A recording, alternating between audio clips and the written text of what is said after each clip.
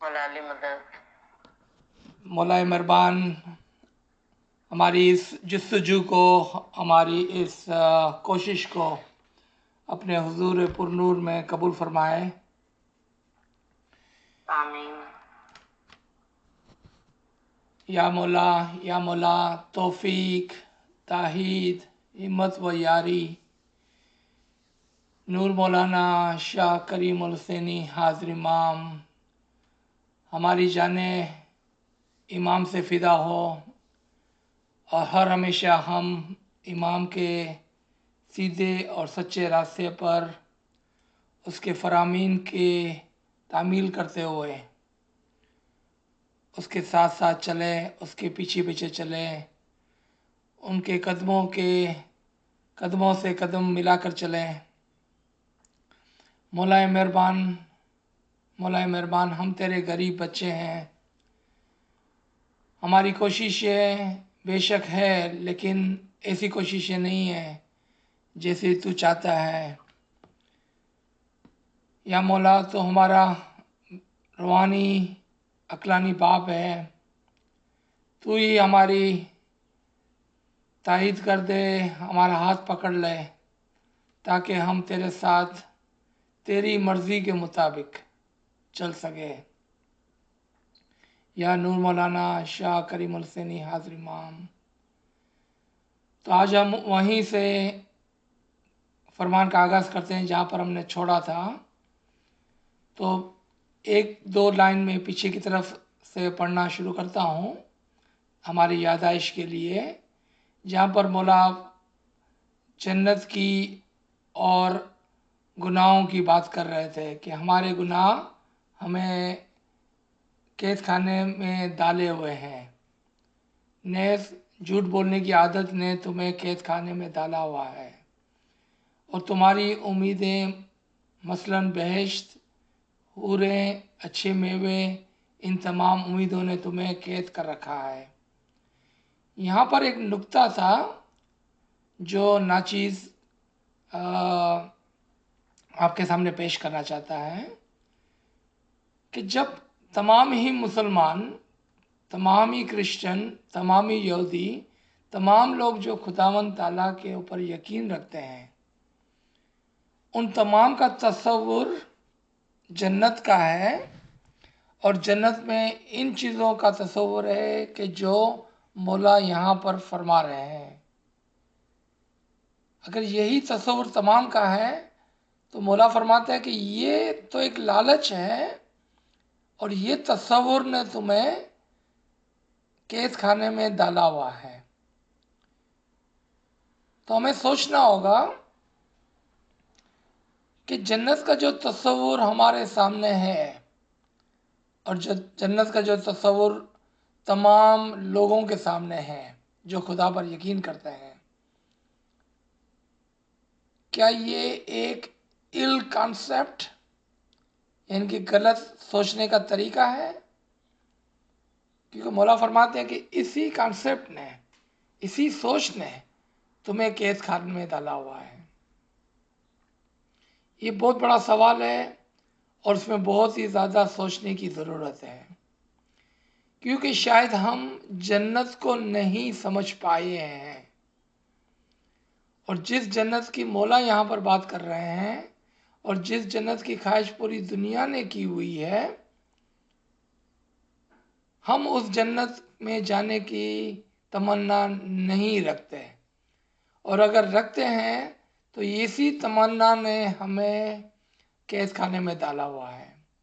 उसकी मिसाल जो मौला फरमाते हैं कि मंसूर के लिए जन्नत थी, मोया थी, लेकिन मंसूर कहता था कि मुझे इस जन्नत में नहीं जाना है, मुझे आगे बढ़ना है।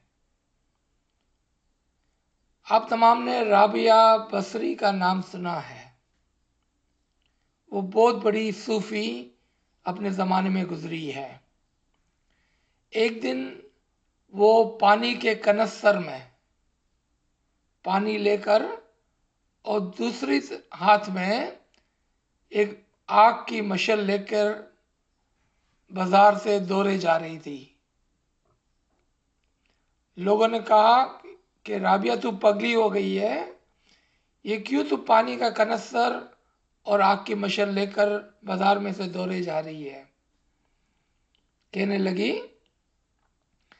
کہ اگر مجھے جنت مل جائے تو میں اس آگ کی مشعل سے اس کو جلا ڈالوں گی، اور اگر مجھے دوزخ مل جائے تو اس پانی کے کنستر سے میں اس کو بجھا دوں گی۔ نہ ہی مجھے جنت چاہیے، نہ ہی مجھے دوزخ چاہیے، مجھے تو اس سے بھی بلند مقام چاہیے،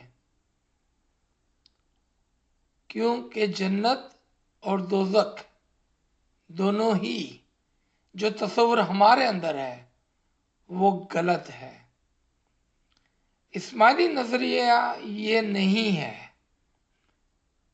اسماعیلی نظریہ یہ نہیں ہے۔ اسماعیلی نظریہ بلندی کی طرف جانے کا ہے اور قید خانے سے نجات پانے کا ہے، یعنی کہ اپنی روح کو آزاد کرانے کا نظریہ اسماعیلی نظریہ ہے، نہ کہ کہیں اور جا کر قید ہو جانے کا۔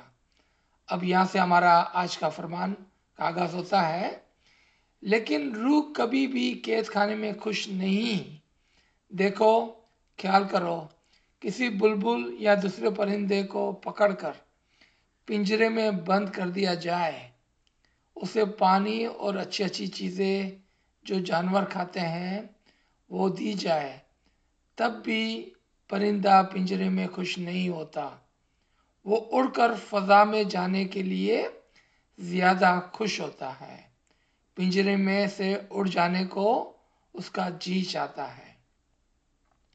اب یہاں پر یہ مولا جو اگزامپل دے رہے ہیں، ہمیں مثال دے رہے ہیں پرندے کی، وہ کیا ہے؟ یہ ہماری روح کی مثال ہے کہ اگر ہماری روح کو جو ہمارے جسم میں قید ہے پھر کسی جنت کے اندر ڈال دے اور وہاں قید ہو جائے تو کیا ہماری روح خوش ہوگی؟ اور وہاں پر اگر ہمیں اچھے میوے اور کھانے پینا دے، جس طرح سے کسی پرندے کو اس کے پنجرے میں دیا جاتا ہے، تو کیا وہ خوش ہوتا ہے؟ نہیں ہوتا ہے۔ کیوں؟ کہ روح کی خواہش ہے کہ اس کو آزادی ملے، اور آزادی جو ہے وہ بلند مقامات پر ہے، یعنی کہ ہماری روح بلند اڑنا چاہتی ہے۔ اب یہ بلند اڑنا اور بلند مقام کیا ہے، اس کی طرف مولا ہماری توجہ دلا رہے ہیں، بلند مقام کی طرف۔ اور ہم ایک اور پیراگراف پڑھیں گے اور پھر ہم دوبارہ سے اس پوائنٹ کے اوپر آئیں گے، کیونکہ میرے خیال میں یہ بہت ہی اچھا نکتہ ہے، اور اسپیشلی ایز اے اسماعیلی ہمیں اس کا خیال کرنا چاہیے۔ پرندے کے پر کٹ کر اسے پنجرے میں رکھا جائے، کاٹ کر اس کے پنجرے میں رکھا جائے، پھر آہستہ آہستہ اسے پنجرے کی عادت ڈالی جائے، تو پہلے اس کا جی چاہے گا کہ پنجرے سے باہر نکل جائے، لیکن اس کے پر کاٹنے کے بعد 2-3 سال اس پنجرے کی عادت ڈالی جائے تو پھر اس پنجرے سے باہر نکلنے کو دل نہیں چاہے گا۔ آپ بھی پرندے کی مانند ہے۔ آپ نے دیکھا، جب تم پہلے پنجرے میں آئے تو اس وقت تمہارا خیال تھا کہ بھاگ جائیں گے، لیکن پھر پنجرے کی عادت ہو گئی، اس کے اندر کی غذا تم خوش ہوئے، فضا میں پرواز کرنے کے لیے تم خوش نہیں ہو۔ اولاد، خاندان اور اس کا خاندان، اس کی اولاد، اس میں تم نے ایسے پھنسے ہوئے ہو، ایسے لالچائے ہو کہ کٹے ہوئے پرندے، پر والے پرندے کی مانند پر کٹ بن گئے ہو، اب تم کہاں جاؤ گے؟ آپ دیکھیں کہ کیسی مولا مثال دے رہے ہیں کہ ہم یہ پرندے کی مثال پر ہیں، کیونکہ ہم نے اپنے آپ کو دنیا کی خواہشات میں اور دنیا کی جھنجھٹ میں ایسا پھنسایا ہے، اور دنیا کی لالچ نے ہمیں ایسا پھنسایا ہے کہ ہم اسی میں پھنس گئے ہیں फैमिली, बच्चे, ये वो, घर बार, हम उसी के अंदर है। तो क्या हम अपनी फैमिली को छोड़ दें, अपने घर बार को छोड़ दें? नहीं, ये बात नहीं है। मौला ये नहीं फरमा रहे हैं। मौला क्या फरमा रहे हैं कि हम उसकी खुशी में, उसकी लालच में आकर एक जगह पर रुक गए हैं। अब हमारे पास जो एक्सक्यूज है ना कि मेरी फैमिली को ये चाहिए, मेरी फैमिली के पास ये करना है, मेरे पास वक्त नहीं है क्योंकि मेरी फैमिली को ये करना है। हमारी सारी तवज्जो जो है वो पैसा बनाना और फैमिली को पालना और फैमिली के साथ वक्त गुजारना हो गया है। बाकी सारी चीज़ें हम भूल गए। और अगर हमने कोई वक्त दिया भी इमाम को तो बहुत ही कंजूसी से इमाम को एक वक्त के अंदर हमने कैद कर दिया कि भाई 7 बज गए, दुआ पढ़ लिया और खुश हो गए कि हमने इमाम को वक्त दे दिया। 5-10 मिनट 15 मिनट कोई फरमान की किताब पढ़ ली और खुश हो गए कि हमने इमाम को वक्त दे दिया। हफ्ते में एक बार कोई इमाम की फरमान की क्लास को ज्वाइन कर लिया और खुश हो गए कि हमने इमाम को वक्त दे दिया। लेकिन हमारे पास 24 घंटे हैं। 24 घंटे हैं। हमें सोचना चाहिए कि हम कितना वक्त इमाम को देते हैं, यानी कि अपनी रूह की आज़ादी के लिए कितना वक्त लगाते हैं और दुनिया की खुशी के लिए हम कितना वक्त लगाते हैं। यहाँ पर एक और बात मैं करता चलूँ कि कभी कभार हम कहते हैं कि हम तो दुनिया की खुशी में खुश नहीं हैं, हम बहुत सादा ज़िंदगी गुजारते हैं। और मैंने आप तमाम को देखा है वाक़ईअन आप मिसाली तौर पर सादा ज़िंदगियाँ गुजार रहे हैं, मिसाली तौर पर, और मैंने देखा है आपको और इस बात को मैं तस्लीम करता हूँ।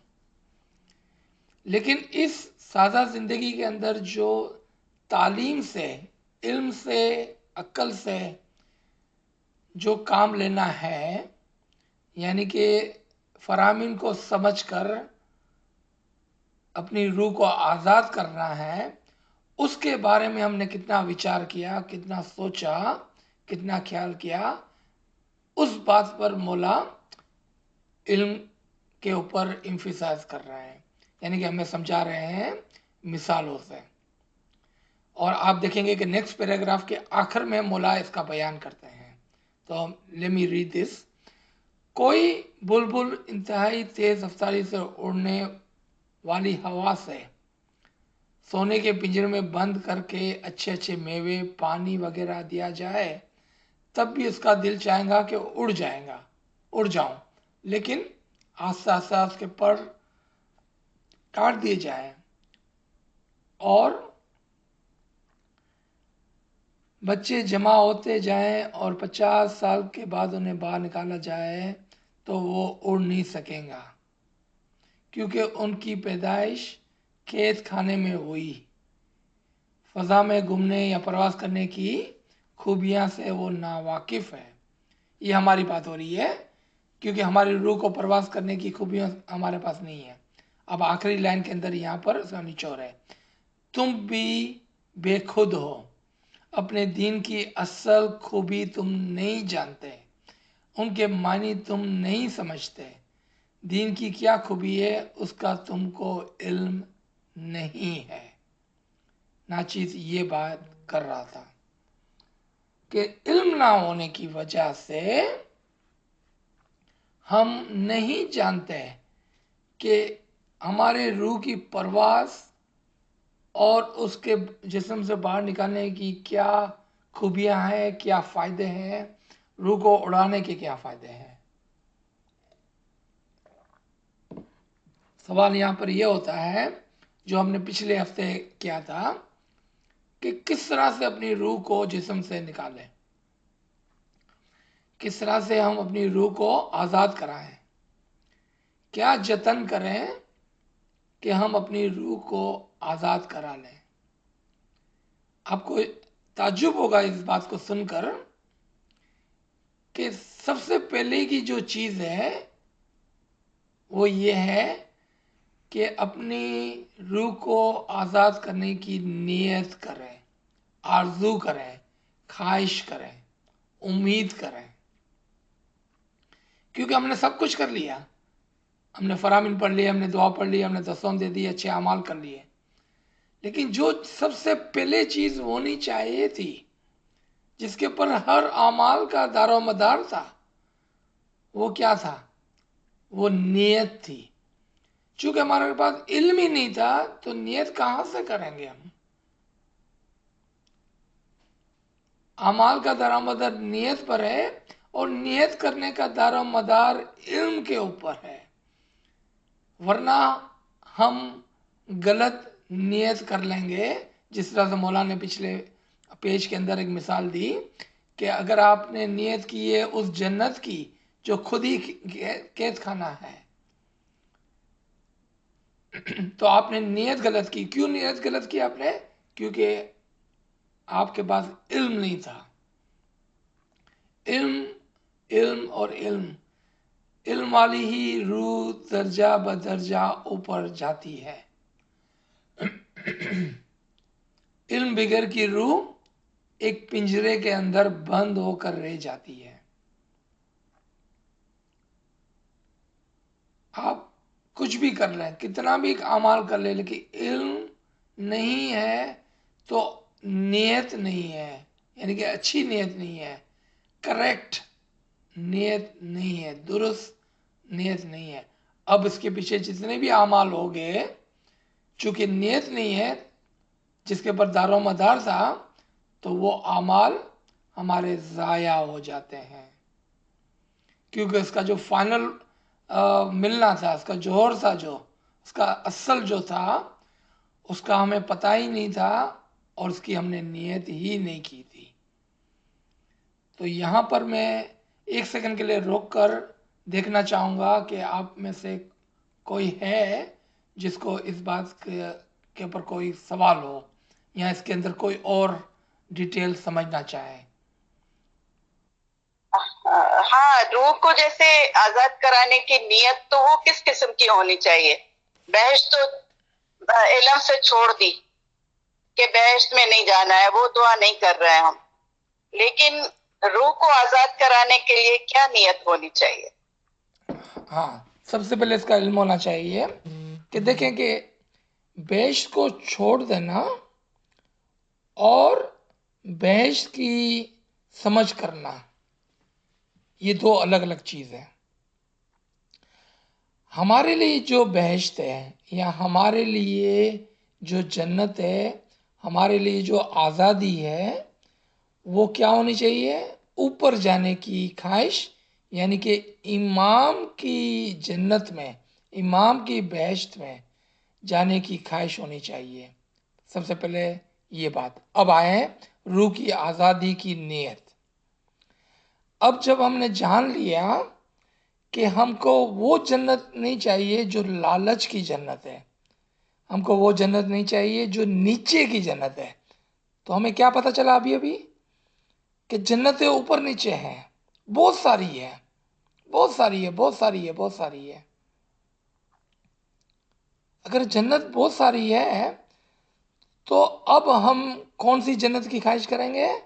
تو سب سے پہلے اوپر جانے کی خواہش کریں گے، یعنی کہ سب سے جو بلند کھلی آزاد جنت ہے اس میں جانے کی خواہش کریں گے، یعنی کہ امام کی بہشت میں جانے کی خواہش کریں گے. اب اوپر جانے کے لیے کیا کرنا ہوگا؟ روح کو اوپر اڑانا ہوگا، اوپر جانے کی خواہش کرنی ہوگی.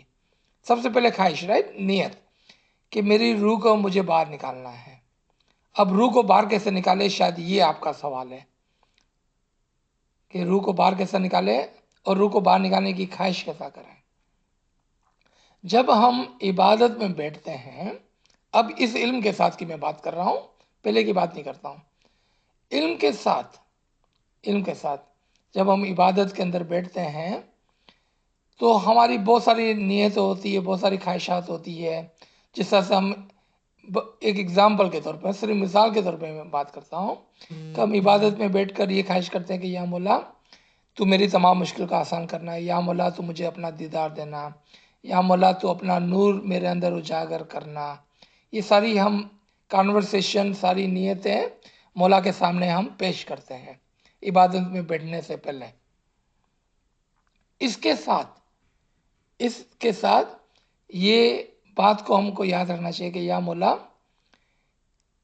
اگر تیرے لیے ممکن ہے، اور میں جانتا ہوں یا مولا کہ تیرے لیے ہر بات ممکن ہے، لمیٹیشن جو ہے وہ میرے لیے ہے، تیرے لیے نہیں ہے.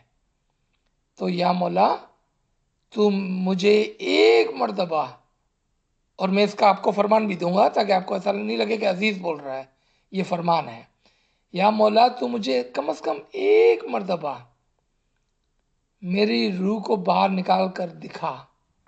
میں خواہش کرتا ہوں، میں خواہش کرتی ہوں کہ میں کم از کم ایک مرتبہ اپنی روح کو اسی دنیا میں، اسی زندگی کے اندر دیکھ پاؤں. ٹھیک ہے، ابھی دو فرمان ہیں. ایک، مولا فرماتے ہیں کہ میری خواہش ہے کہ کم از کم آپ اپنی زندگی میں ایک مرتبہ نور کا دیدار ضرور کریں. اور اس کے سامنے دوسرا فرمان ہے کہ کم از کم آپ اپنی زندگی میں ایک مرتبہ اپنی روح کو جسم سے نکال کر دیکھیں. ابھی یہاں پر دیکھیں کہ دونوں الفاظ الگ الگ ہیں. ایک طرف فرمایا زندگی میں کم از کم ایک مرتبہ نور کا دیدار کریں، دوسری طرف فرمایا کہ کم از کم اپنی روح کو جسم سے باہر نکال کر ایک مرتبہ ضرور دیکھیں. علم کس سے پتہ چلا کہ یہ دونوں باتیں ایک ہی ہے، یہ دونوں باتیں ایک ہی ہے. کیونکہ جب تک ہم اپنی روح کو جسم سے باہر نہیں نکالتے ہیں تب تک ہم اس نور کی جھلک کو نہیں دیکھ سکتے ہیں، کیونکہ ہم اندھیرے کے اندر قید خانے میں بیٹھے ہوئے ہیں. تو جب ہم ایک مرتبہ کھڑکی کھولیں گے اور اس پرندے کو، اس روح کو باہر نکالیں گے، چاہے وہ ایک سیکنڈ کے لیے ہی کیوں نہ ہو، تو پھر ہم نور کو دیکھ سکیں گے، اپنی روح کو دیکھ سکیں گے. اسی فرمان کے پہلے پیج کے اندر مولا نے کیا فرمایا کہ جس نے اپنی روح کو پہچانا اس نے خدا کو پہچانا. اور مولا علی فرماتے ہیں جس نے اپنی روح کو زیادہ پہچانا اس نے خدا کو زیادہ پہچانا. یعنی کہ یہاں پر بھی خدا کو پہچاننے کے درجات ہیں، کوئی کم پہچانتا ہے، کوئی زیادہ پہچانتا ہے. کیوں کہ کوئی اپنی روح کو کم پہچانتا ہے، اپنی روح کو زیادہ پہچانتا ہے. تو روح کو نکالنا، نور کو دیکھنا، خدا کی پہچان کرنا، یہ تینوں ایک ہی بات ہے ایکچولی. لیکن بظاہر ایسا لگتا ہے کہ یہ تینوں الگ الگ باتیں ہیں. تو نیت کی ناچیز نے بات کی کہ نیت کرنا عبادت سے پہلے. اب ایک اور بات ہے جو میں شاید پوری طرح سے نہ سمجھا پاؤں، اس کے لیے میں معافی چاہتا ہوں. وہ یہ ہے کہ ایکچولی روح کو باہر نکالنے کے لیے ایک اسم اعظم کی ضرورت ہوتی ہے، ایک اسم اعظم کی ضرورت ہوتی ہے. اور وہ اسم اعظم اگر ہمارے پاس ہے بھی، لیکن اگر ہم کو نہیں پتا ہے کہ یہ چابی جو ہے، یعنی کہ یہ اسم اعظم جو ہے وہ روح کو باہر نکالنے کے لیے تھا، ہم سمجھتے تھے کہ یہ اسم اعظم صرف جھانپنے کے لیے تھا، صرف پڑھنے کے لیے تھا، صرف بولنے کے لیے تھا. تو ہماری نیت ہی نہیں ہوتی ہے، یعنی کہ ہماری یہ سمجھ نہیں ہوتی ہے کہ حقیقت میں اسم اعظم کا فنکشن کیا ہے. اسم اعظم کا فنکشن کیا ہے؟ حقیقت میں اسم اعظم کا فنکشن جو ہے وہ یہی ہے کہ وہ پردوں کو ہٹا دیتا ہے، وہ ہماری روح کو آزاد کرا لیتا ہے. اسم اعظم ایک چابی ہے دروازے کی، وہ دروازہ جو ہمارے ظاہر اور باطن کے درمیان میں لگا ہوا ہے اس کی چابی ہے. چونکہ ہمیں نہیں پتا ہے کہ پہلے کوئی دروازہ ہے، دوسرا وہ بند ہے، اور تیسرا چابی ہمارے ہاتھ میں ہے. نہیں پتا ہے کہ میں اس بات کو سمجھا پایا کہ نہیں، کیونکہ یہ بہت ہی مشکل باطن کا مسئلہ ہے کہ کس طرح سے اسم اعظم ہمارے لیے ایک چابی کا کام کرتا ہے. جی نیوین صاحبہ.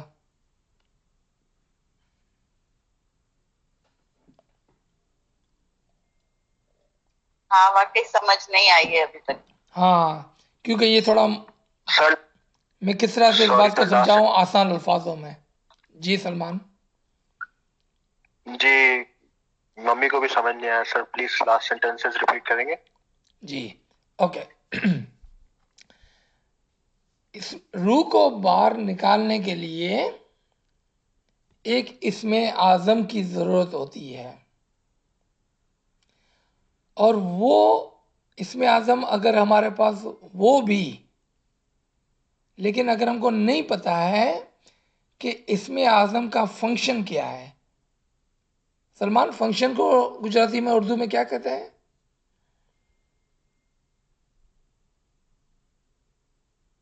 مقصد یا مقصد میں بیسیکلی بولتا ہے.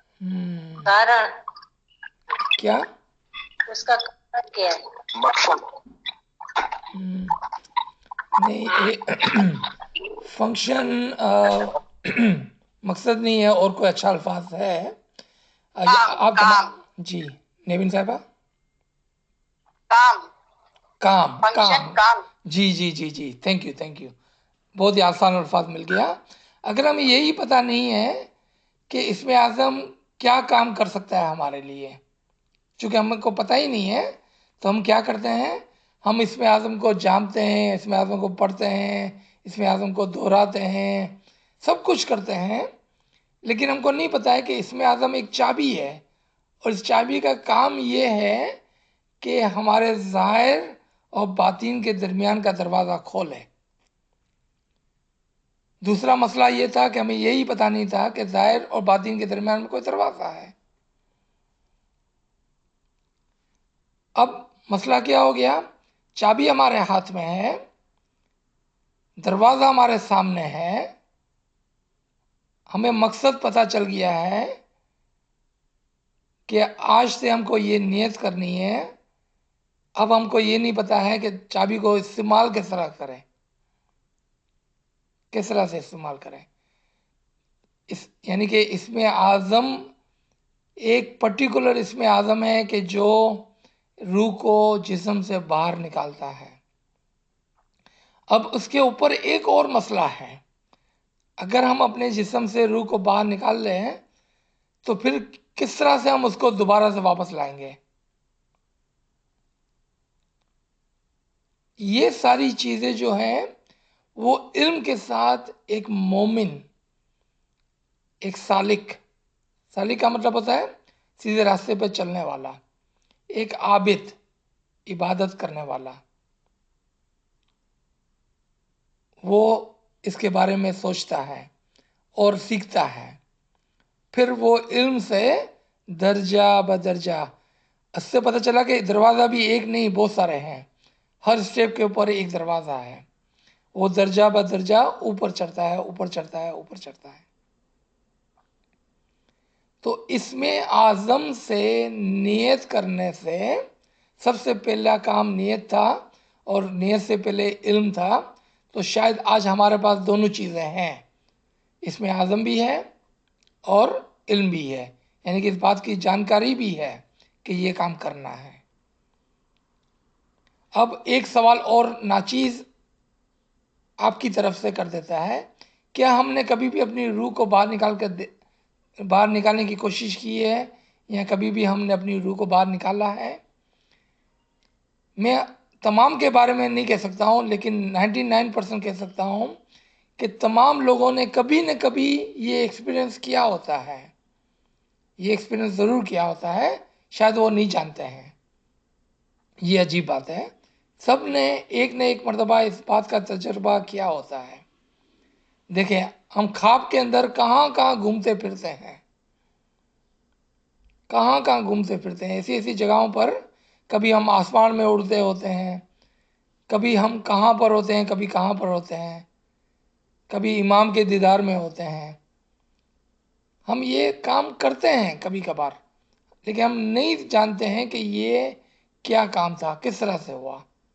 اگر کوئی صوفی ہو کو سوچنے والا ہو تو اس بات کو پکڑ لیں گا وہ، اور کہیں گا کہ اگر میں نے اپنے خواب میں کیا ہے تو اس کے اندر اس کا مطلب ہے کہ میری روح میں یہ طاقت ہے کہ میں عبادت میں بھی یہ کر لوں۔ تو روح کو باہر نکالنے کی پریکٹس کے اندر 3 درجات ہیں۔ روح کو باہر نکالنے کی پریکٹس کے اندر 3 درجات ہیں: خواب، خیال اور روحانیت، یعنی کہ عبادت۔ دوبارہ سے، روح کو باہر نکالنے کے 3 درجات ہیں: خواب، خیال اور عبادت، یعنی کہ روحانیت۔ خواب میں ہم تمام نے یہ کام کہیں نہ کہیں 1 مرتبہ، 2 مرتبہ، 10 مرتبہ، 100 مرتبہ کیا ہے، یعنی کہ ہمارے لیے ممکن ہے کہ ہم یہ کام کریں۔ اب آ جائیں ہم خیال میں۔ آج جو ہم سیکھ رہے ہیں اس سے ہم اپنے خیال میں بھی یہ کام کر سکیں گے۔ کیوں کہ پہلے نہیں پتا تھا ہم کو، آج ہم کو پتا ہے۔ تو جب ہم ایکسٹرا آرڈنری عبادت کرتے ہیں، ابھی یہاں پر جو ہے ایک بات جو میں آپ کو بتانا چاہ رہا ہوں، اور یہ نئی بات نہیں ہے، ناچیز نے پہلے بھی یہ بات کی ہے۔ 4 سے 5 کی عبادت کافی نہیں ہے، 4 سے 5 کی عبادت کافی نہیں ہے۔ اس کے لیے ہمیں کیا کرنا ہوگا؟ ایک پورا دن عبادت کا خیال اور پریکٹس، پورا دن۔ نمبر 2، تقریباً 3 بجے سے ہمیں اپنی عبادت کے لیے اٹھ جانا چاہیے، تقریباً 3 بجے سے، اور پہلے کچھ تسبیحات، کچھ نیت، کچھ مولا سے باتیں، کچھ گریہ وزاری، کچھ سجود کے بعد جب ہم عبادت میں بیٹھیں گے، اب ہمارا دھیان جو ہے وہ عبادت میں ہے، کیونکہ ہم فریش ہو گئے۔ پہلے کیا مسئلہ تھا کہ ہم نیند میں سے اٹھے 4 بجے، ابھی ہماری نیند ہی نہیں اڑی ہے، ہم نے مولا سے بات بھی نہیں کی ہے، کچھ بھی نہیں ہوا ہے، اور اچانک سے 5 بج گئے، ٹائم ختم ہو گیا۔ نہیں، یہ طریقہ صحیح نہیں ہے۔ آپ دیکھیں ہمارے پیروں کو، ہمارے دائیوں کو، ہمارے صوفیوں کو، ائمہ اولیاء کو دیکھیں کہ انہوں نے کتنے کتنے گھنٹے عبادت کی تھی۔ لیکن چلو، آج کا زمانہ ہم بہت بیزی ہے، لیکن ہم 3 بجے تو اٹھ سکتے ہیں۔ صبح کو 3 بجے تو ہمیں اور کوئی کام نہیں ہے، نہ ہماری فیملی ہم کو تنگ کرتی ہے، ہم 3 بجے ضرور اٹھ سکتے ہیں۔ اور دیکھیں اس کے فوائد کیا ہوگے آپ کو، کیونکہ آپ نے پہلا گھنٹہ گریہ وزاری، تسبیحات، نیت اور مولا سے باتیں کرنے میں نکالا، اب آپ کا پورا دھیان آپ کی عبادت پر ہے، پورا دھیان۔ اور دوسرا فائدہ یہ ہوگا کہ آپ کی نیند بھی ختم ہو گئی، کیونکہ آپ ابھی نہیں اٹھے ہیں، آپ 1 گھنٹہ پہلے اٹھے تھے۔ جی، اور کوئی سوال یہاں پر اس سے پہلے کہ ہم آگے بڑھیں؟ اچھا، کوئی سوال نہیں ہے تو ہم آگے بڑھتے ہیں۔ جی نہیں، صحیح ہے، میرے خیال سے صحیح ہے، ٹھیک کلیئر ہے۔ ہے۔ جی اچھا، تو ہم دیکھیں کہ ہم یہاں تک پہنچے تھے۔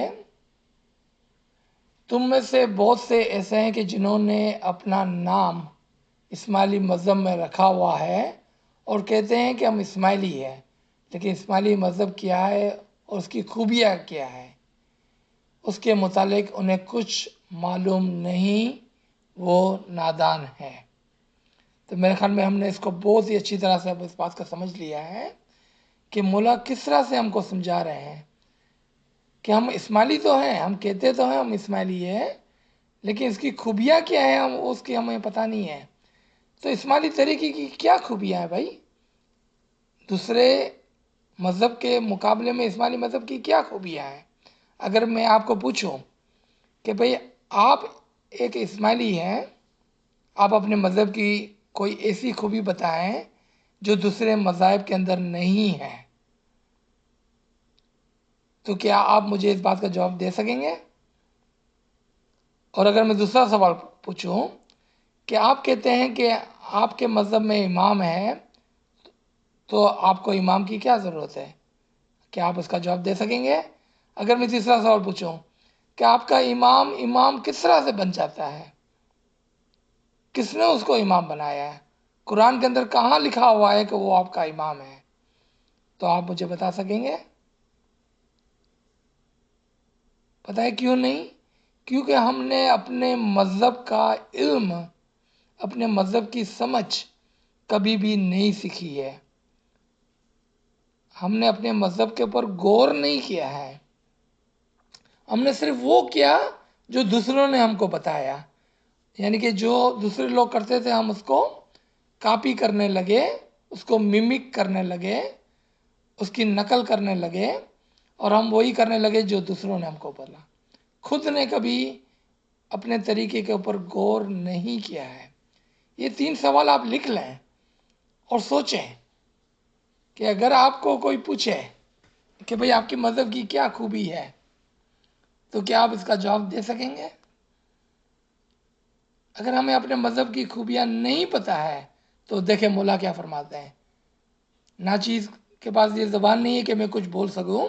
مولا فرماتے ہیں کہ اس کے متعلق تمہیں کچھ بھی معلوم نہیں کیونکہ تم نادان ہو. نادان کس کو کہتے ہیں؟ جس کے پاس سونا چاندی ہو اور اس کو پتہ نہ ہو کہ اس کے پاس سونا چاندی ہے، وہ نادان ہے. کہ اس کے پاس سونا اور چاندی سامنے ہے لیکن اس کی نظر گھاس پہ پڑی ہوئی ہے اور وہ نہیں سمجھتا ہے کہ اس کے پاس کیا ہے. ہمارے پاس وہ مذہب ہے جو کسی کے پاس بھی نہیں ہے. مولا نے مہربانی کر کے ہماری سول پر ہمیں اسماعیلی طریقے میں پیدا کیا. اب آئیں آپ دوسرے پیراگراف کی طرف. تم بھی آسا آسا صوفی خیال میں دل لگاؤ. صوفی خیال کیا ہوتا ہے؟ میں نے لاسٹ ویک بتایا تھا. کیا مطلب صوفی خیال؟ باطین کا خیال. صوفی خیال باطین کا خیال. تم بھی آسا آسا صوفی خیال یعنی کہ باطین کے خیال میں دل لگاؤ، اس سے بھی اوپر جانے کا خیال کرو. اب یہاں پر عجیب بات آئی کہ نہ صرف باطین کا خیال کرو بلکہ اس سے بھی اوپر جانے کا خیال کرو. آپ جانتے ہیں کہ شریعت، طریقت جو ہے وہ صوفی خیال ہے، باطین کا خیال ہے. پھر حقیقت آتا ہے. تو مولانا نے کیا فرمایا؟ اس سے بھی اوپر جانے کا خیال کرو، یعنی کہ حقیقت کا خیال کرو. حقیقت کا خیال کرو. حقیقت کا کیا مطلب ہے؟ کہ جو ہمارا اصل ہے اس کا خیال کرو. وہ حقیقت کا خیال ہے کیونکہ وہی حقیقت ہے. حقیقت کا خیال کرو، اصل کا خیال کرو، اوپر جانے کا خیال کرو. صوفی مذہب طریقت ہے، پھر حقیقت میں پہنچیں گے. دیکھا آپ نے؟ صوفی مذہب طریقت ہے، حقیقت میں پہنچیں گے یعنی کہ اصل کا خیال کرو. اب یہاں پر رکنا نہیں ہے، یہاں پر بھی نہیں رکنا ہے. تم آسا آسا اڑنے لگو گے. دیکھا آپ نے؟ کیونکہ آپ نے خیال کیا نا، آپ نے ایک کام کرنے کی نیت کی، آپ کے پاس علم اب ہے. آپ اس علم سے اوپر کا خیال کر کے اڑنے لگیں گے. اور اس فرمان میں اور اس بات میں کوئی شک نہیں ہے کہ جو شخص ایسے خیالات کرتا ہے وہ اڑنے لگتا ہے. میں اس پیراگراف کو دوبارہ پڑھنا چاہوں گا، بہت ہی امپورٹنٹ پیراگراف ہے. تم بھی آسا آسا صوفی خیال میں دل لگاؤ، پہلا اسٹیپ. اس سے بھی اوپر جانے کا خیال کرو یعنی کہ حقیقت کی طرف جانے کا خیال کرو. دوسرا اسٹیپ، صوفی مذہب طریقت ہے، پھر حقیقت میں پہنچو گے. تم آسا سے اڑنے لگو گے. علم والا روح درجہ بدرجہ اوپر چڑھے گا.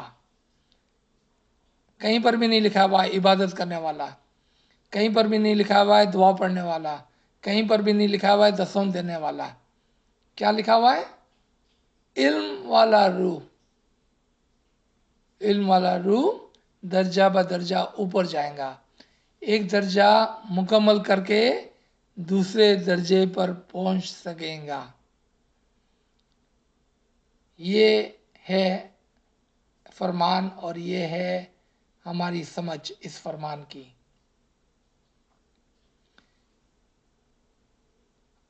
میرے خیال میں ناچیز و غریب نے بہت کوشش کی سالوں سال سے کہ ہم علم کے اندر مضبوط ہو جائیں، علم کے ذریعے سے اوپر جائیں، علم کے ذریعے سے فرمان کو سمجھیں، علم کے ذریعے سے ہماری کریاؤں کو بچا لائیں.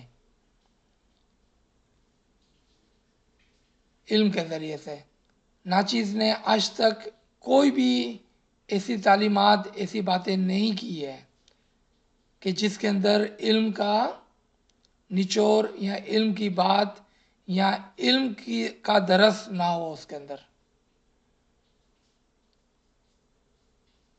کیوں کہ فرمان کی کتنی کتابیں ہیں اگر ہم دیکھنے جائیں، اور ابھی جو نئی کتابیں آ گئی ہے ہزاروں کے حساب سے شاہ کریم کے فرمان اور ہزاروں کے حساب سے شاہ سلطان کے فرمان، ہزاروں کے حساب سے پوری زندگی نکل جائیں گی، شاید ہم تمام فرامین کو نہیں پڑھ سکیں گے. لیکن اگر آپ کے پاس علم ہے، حقیقی علم ہے، اوپر جانے کا خیال ہے، تو پھر آپ ایک فرمان پڑھیں کہ 100 فرمان پڑھیں کہ 1000 فرمان پڑھیں، کوئی فرق نہیں پڑتا ہے، کیونکہ ایک ہی فرمان، 100 فرمان آپ کے لیے کافی ہے. ایسا کوئی ایک فرمان ہو جو آج ہم پڑھ رہے ہیں، یہ ایک ہی فرمان آپ کو آسمان کی بلندیوں تک پہنچانے کے لیے کافی ہے. آپ جانتے ہیں تمام کہ فرامین جو ہوتے ہیں وہ ایک ہی فرمان ہوتا ہے، اس کو بار بار الگ الگ طریقے سے ریپیٹ کیا جاتا ہے ہماری سمجھ کے لیے. اس کو درس سے مقرر کہتے ہیں. درس سے مقرر، انگلش میں ریپیٹڈ سبجیکٹ. ایک بات کو بار بار سمجھانے کے لیے الگ الگ طریقے سے فرمان فرمانا. اب آپ مجھے بتائیں کہ کتنے فرمان کی ہم کو ضرورت ہے.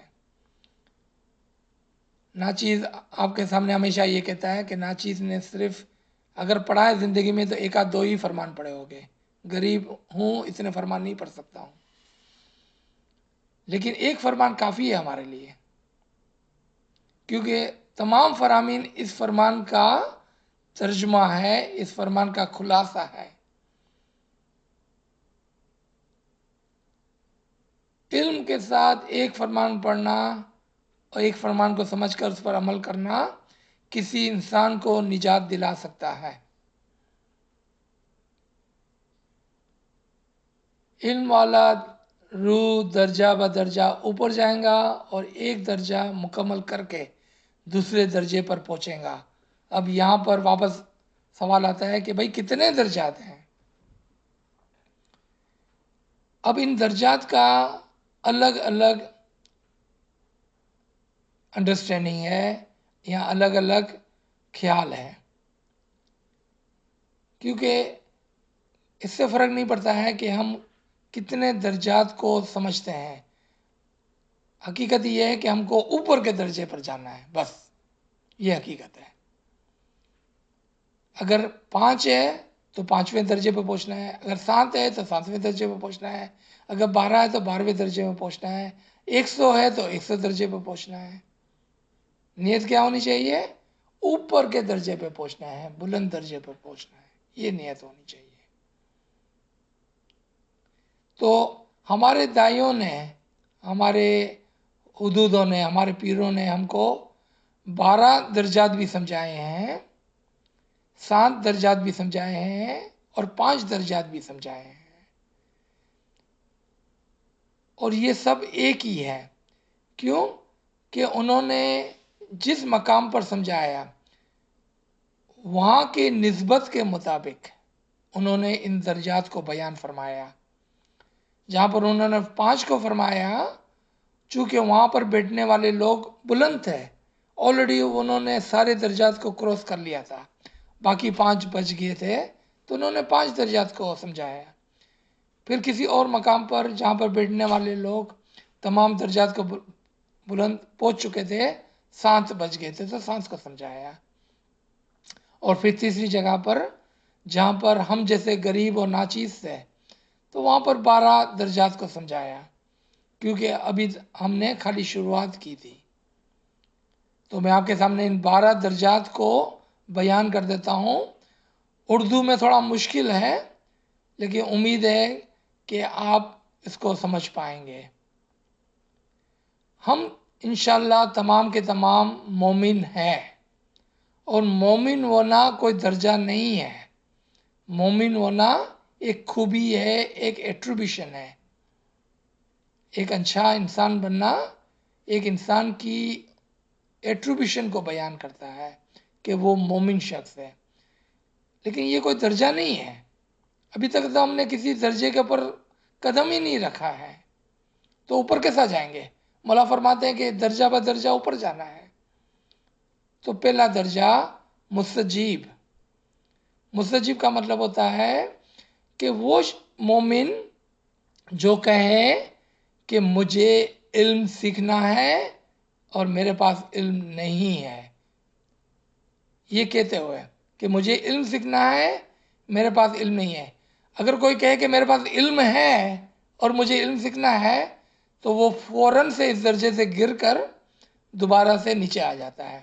اور آپ کو پتا ہے کہ یہ تو پہلا ہی درجہ تھا، تو وہ نیچے بیچارہ کہاں جا کے گرے گا؟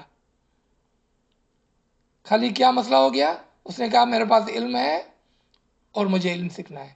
نہیں، پہلے درجے کی کنڈیشن یہ ہے کہ میرے پاس علم نہیں ہے اور مجھے علم سیکھنا ہے۔ مستجیب۔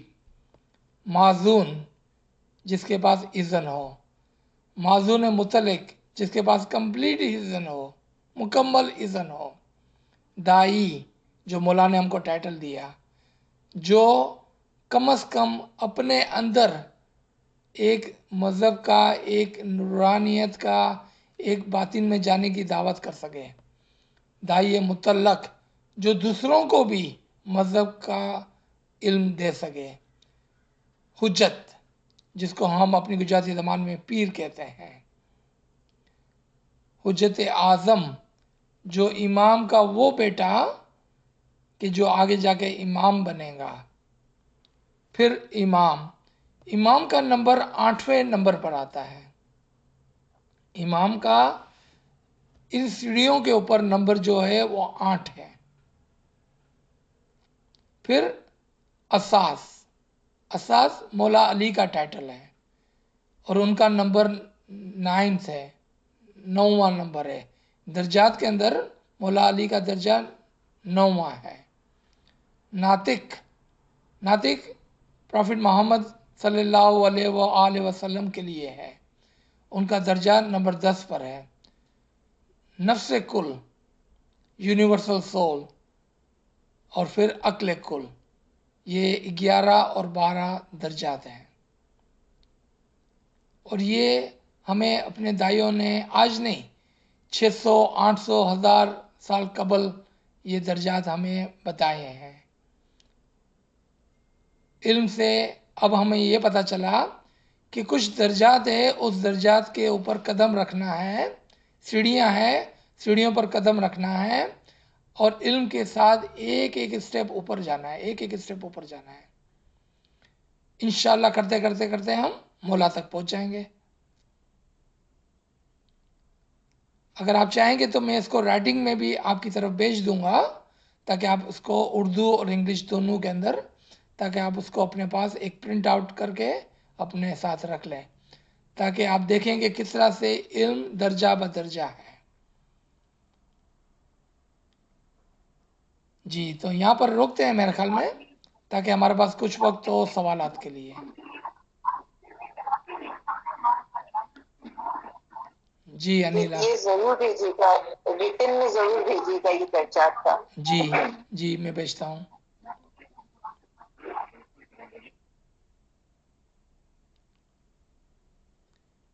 یہاں پر اگر آپ کے ہاتھ میں کتاب ہے تو اس پیراگراف کو آپ ضرور ہائی لائٹ کر لیں، ایک نشان مار دیں، کیونکہ یہ پیراگراف جو ابھی ہم نے پڑھا، بس سمجھ لیں کہ اس پیراگراف میں آپ کے پاس پورے فرمان کا جو بارم لائن تھا، نچوڑ تھا، جو مولا سمجھانا چاہ رہے ہیں پورے فرمان میں، وہ مولا نے یہاں پر چھپایا ہے، اس کا مقصد، اس کا اثر اتنا امپورٹنٹ ہے میرے خیال میں، میرے نزدیک، اس غریب و ناچیز کے قریب نزدیک یہ پیراگراف میرے خیال میں میرے لیے ایک مسئلہ رہا ہے۔ میں اس پیراگراف کو، اس فرمان کو بہت زیادہ پسند کرتا ہوں، کیونکہ یہ پیراگراف میں مولا نے ہمیں ایک ایسی چیز دی ہے کہ جس سے واقعاً ہم نمبر 1 سے نمبر 8 تک، یعنی کہ امام تک تو ضرور پہنچ سکتے ہیں، اور اگر امام چاہے تو ہمارا ہاتھ پکڑ کر 9، 10، 11، 12 درجے تک بھی لے جا سکتا ہے۔ جی، اور کوئی؟ بہت گنجائش ہے باتیں کرنے کی، کانورسیشن کرنے کی، سوالات کرنے کی۔ درجات کا پتہ کیسے چلے؟ جی رشید صاحبہ، آپ کے پاس بھی کوئی سوال ہے پوچھ لیں تو دونوں کو ایک ساتھ جواب دے دیتے ہیں۔ ہاں میں یہ بولا، آپ نے بولا نا وہ علم والی رول، درجہ اوپر چڑھے گی، تو عزیز بھائی کون سا پھر علم پڑھے؟ فرمان آپ بول رہے ہو، یہ کون سا علم پڑھے کہ اور قرض ادا کرے؟ آپ یہ تھوڑا ہم لوگ کو سمجھاؤ نا۔ جی ٹھیک ہے، تو نوین صاحب آپ کا کیا سوال تھا؟ میں یہ کہہ رہی تھی درجات کا پتہ کیسے چلے؟ ٹھیک ہے، اوکے۔ تو جب ناچیز آپ کی طرف یہ لکھ کر بھیج دیں گا تو آپ اس کے اندر دیکھیں، اس کے اوپر ہاتھ رکھیں کہ کیا ہم مومن کے درجے پہ کھڑے ہیں، یعنی کہ جو درجہ ہی نہیں ہے، یا ہم نے اس بات کی نیت کی ہے کہ ہمیں کچھ نہیں پتا ہے، ہم کو سیکھنا ہے، تو آپ نے فوراً سے پہلے درجے پر قدم رکھ دیا۔ اگر آپ کہتے ہیں کہ نہیں میرے پاس اذن ہے اور میں دوسرے درجے پر ہوں، تو آپ نے خود ہی نے دیکھ لیا کہ دوسرے درجے پر ہے۔ اگر آپ کہتے ہیں کہ نہیں میرے پاس مولا نے دائی کا درجہ دیا ہوا ہے تو میں چوتھے درجے پر ہوں، تو آپ خود ہی فیصلہ کریں گے۔ اگر آپ کہتے ہیں نہیں میں دائی مطلق ہوں، یعنی کہ میں کسی اور کو بھی اپنے مذہب کی تعلیمات دے سکتا ہوں، تو آپ 5ویں قدم پہ آ جائیں گے۔ اس کا فیصلہ جو ہے مولا نے اپنے فرمان میں فرمایا ہے کہ آپ رات کو سونے سے پہلے اپنی نفس پہ ہاتھ رکھ کر دیکھیں کہ میں کہاں پر ہوں، میں نے آج کیا کیا۔ کبھی کبھار ہو سکتا ہے کہ آپ کہیں گے کہ آج میں دائی کے مقام پر ہوں، کل آپ نیچے اتر جاتے ہیں میں معزون کے مقام پر ہوں، پھر آپ نیچے اتر جاتے ہیں کہ میں مستجیب کے مقام پر ہوں۔ کبھی ہم کو اچھا فیل ہوتا ہے، اچھا دن گیا، آپ کہیں گے کہ نہیں آج میں نے بہت اچھا کیا ہے۔ تو یہ درجات میں اوپر نیچے بھی آپ جا سکتے ہیں، یہ فیصلہ ہر ایک کو خود کو کرنا ہے کہ آپ کہاں پر کھڑے ہیں، علم کے ساتھ۔ اوکے، خالی ایسا ہی نہیں، علم کے ساتھ آپ فیصلہ کریں کہ آپ کہاں کھڑے ہیں۔ ہاں یہ بات ہی سمجھنے کی، ابھی تو ہم مستجیب ہیں۔ جی، کیونکہ مستجیب کے اندر جو عجیب بات ہے مستجیب کے اندر، تو میں نے بہت سارے مستجیب دیکھے ہیں، لیکن مسئلہ پتہ ہے کہاں پر ہوتا ہے میری بہنوں، کہ مستجیب پہ آنے کے لیے سب سے پہلے یہ جو بات کہنی ہوتی ہے نا، وہ بہت کڑوی لگتی ہے کہ مجھے کچھ نہیں پتا ہے، مجھے سکھاؤ۔ یہ بات نہیں کہہ پاتے ہیں لوگ، کیونکہ لوگوں کو ایسا لگتا ہے میرے پاس بہت علم ہے، میں نے سینکڑوں فرمان پڑھے ہوئے ہیں، میرے پاس بہت علم ہے۔ یہ نہ کہنے کی وجہ سے وہ گر جاتے ہیں اور کبھی بھی پہلی سیڑھی پر قدم نہیں رکھتے ہیں۔ عاجزی، امام کی محبت، یہ بہت ضروری ہے پہلے سیڑھی پر قدم رکھنے کے لیے، بہت ضروری ہے۔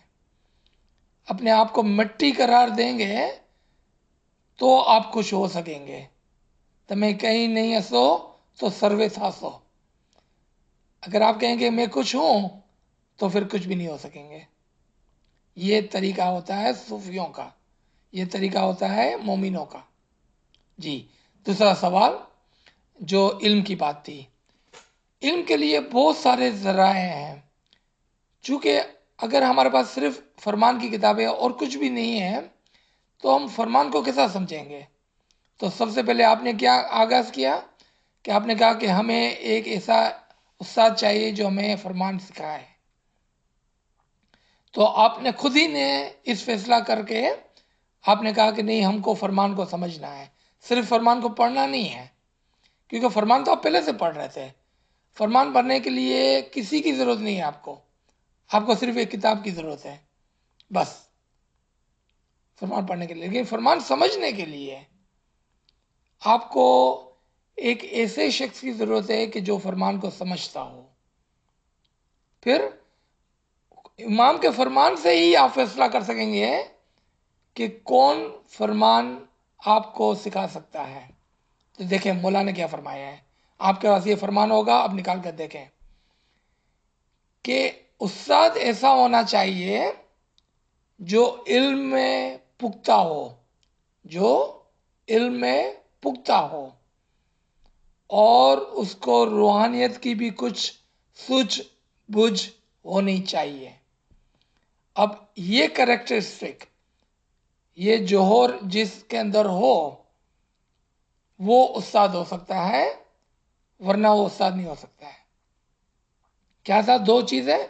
علم میں پختہ ہونا، کیونکہ نیم حکیم خطرہ جان. آدھا علم ہوگا تو وہ خود بھی بھٹک جائے گا اور آپ کو بھی بھٹکا دے گا. پہلا علم میں پختہ ہو، اور دوسرا روحانیت کی بھی کچھ سوجھ بوجھ ہو. کیوں بتائیں روحانیت کی سوجھ بوجھ؟ کیونکہ فرمان کے اندر مولا کچھ باتیں ظاہر کی مثال دیتے ہیں اور کچھ باتیں باطن کی مثالیں دیتے ہیں. جب وہ باطن کی مثال دیں گے اور اگر کوئی استاد جس کو باطن کا کچھ بھی علم نہیں ہے تو وہ آپ کو نیم حکیم خطرہ جان کی طرح خود بھی بھٹک جائے گا، آپ کو بھی بھٹکا دیں گا.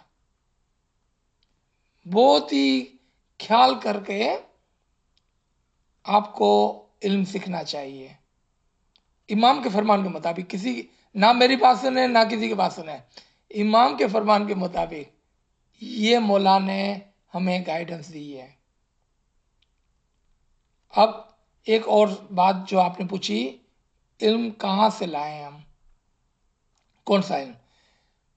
آسان علم بہت قسم کا ہے. آپ بڑی بڑی کتابیں لا کر پڑھ سکتے ہیں اور میں آپ کو ایک نہیں ایک ڈزن کتابوں کے نام دے سکتا ہوں. یا تو ایک کتابیں پڑھ لیں، یا تو میں آپ کو ایک اور طریقہ، آسان طریقہ بتاتا ہوں، وہ ہے لیکچر. لیکچر سننا بہت آسان ہے، لیکن اگر لیکچر کے ساتھ اس کے نوٹس بناتے ہیں آپ کے ہاتھ میں کتاب پینسل ہے، آپ ابھی ایک لائن کے اوپر جو 10-15 آدمی ہیں اپنے آپ کو دیکھیں آپ کے ہاتھ میں کیا ہے. اگر آپ کے ہاتھ میں فرمان کی کتاب ہے اور پینسل نہیں ہے تو ابھی تک آپ نے اسکول کے اندر داخلہ نہیں لیا ہے. اسکول کے اندر داخلہ لینے کے لیے 2 کتابوں کی ضرورت پڑتی ہے، 2 چیزوں کی ضرورت پڑتی ہے، ایک کتاب اور ایک پینسل، تاکہ آپ اس کو انڈر لائن کر سکیں، اس میں نوٹس لکھ سکیں. آپ کے پاس ہمیشہ ایک پیپر اور پینسل ہونا چاہیے تاکہ آپ اس کے اوپر نوٹ لکھ سکیں. یہ شرائط ہوتی ہے پڑھنے کے لیے. علم آسان ہے اگر آپ لیکچر سے علم کو لیتے ہیں، آسان. اور علم لے سکتے ہیں آپ کتابوں سے بھی. آپ کو کون سا طریقہ اچھا لگتا ہے وہ آپ مجھے بتائیں، اور ناچیز اپنی ساکت میں جو بھی بن پڑے گا اس سے آپ کی مدد کریں گا. تو ہم یہیں پر روکتے ہیں اس کو تاکہ تمام ساتھی نیکسٹ ویک بھی اس سے فائدہ اٹھا سکیں. بہت نوازش، یا علی مدد،